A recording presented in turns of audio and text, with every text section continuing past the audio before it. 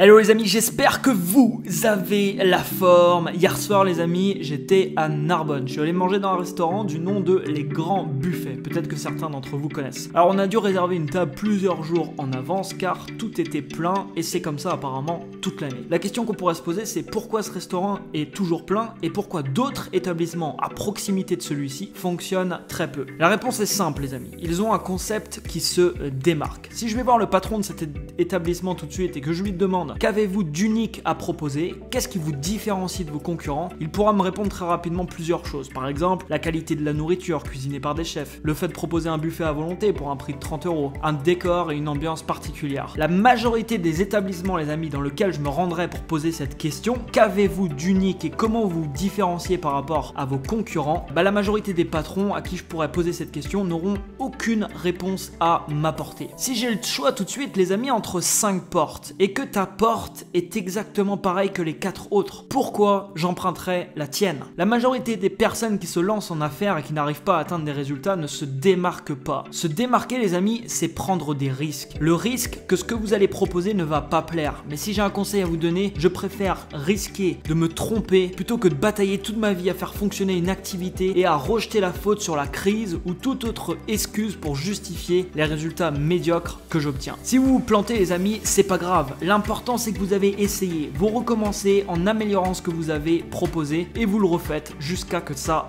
fonctionne. On est tous uniques les amis, on a tous quelque chose de spécial à apporter aux autres. On peut tous se démarquer par la qualité de ce qu'on va proposer. Pour exprimer ça, on doit être authentique à 100%. Être authentique, c'est s'exposer. Être authentique, ça peut faire peur. Être authentique, ça nécessite ne pas vouloir plaire à tout le monde. Vous pouvez vous lancer demain dans n'importe quel marché très concurrentiel et avoir des résultats conséquents si vous exprimez pleinement votre authenticité, votre pleine créativité, que vous avez un concept fort qui se démarque, qui va attirer la curiosité, qui sollicitera des questions, des remarques, des critiques également. Ne vous lancez pas pour faire la même chose que vos concurrents. Lancez-vous pour proposer une expérience unique, une expérience qui va plaire et parler d'elle par le bouche à oreille, une expérience dont vous êtes fier. Proposez de la valeur ajoutée que la concurrence ne propose pas. Faites, comme le disait Napoléon Hill, le kilomètre en plus. Ce que je vous partage ici, vous pouvez également l'appliquer pour les relations avec les autres. En quoi vous êtes unique? Quelle valeur pouvez-vous apporter aux autres? Si vous êtes célibataire actuellement, pourquoi une personne devrait démarrer une relation avec vous? Qu'avez-vous d'unique à proposer et qu'est-ce qui vous différencie des autres personnes? Imaginez que l'espace d'un instant, vous vous dédoublez, vous vous retrouvez en face de vous-même. Imaginez un peu la situation. Est-ce que vous auriez envie de vous choisir? Est-ce que vous auriez envie, sincèrement, de sortir avec vous? Ici encore, faites le kilomètre en plus. Augmentez votre valeur aux yeux des autres. Faire le kilomètre en plus, les amis, c'est proposer le petit truc en plus qui peut faire toute la différence. Ne tombez pas dans la facilité. Réussir demande une grande implication personnelle. Mais si vous êtes passionné par ce que vous faites, il n'y a aucune raison pour que vous ne réussissiez pas ce que vous voulez entreprendre. Vous savez pourquoi? Car au final, c'est vous qui avez les cartes en main. Vous êtes maître de la situation. Vous êtes au contrôle et vous décidez des choix que vous allez apporter. Faites les bons choix les amis. Défoncez-vous pour apporter à vos clients, vos prospects, votre audience, vos relations et j'en passe, le maximum de valeur ajoutée que vous pouvez proposer. Ne stagnez pas à 50% ou à 70% de votre potentiel, donnez-vous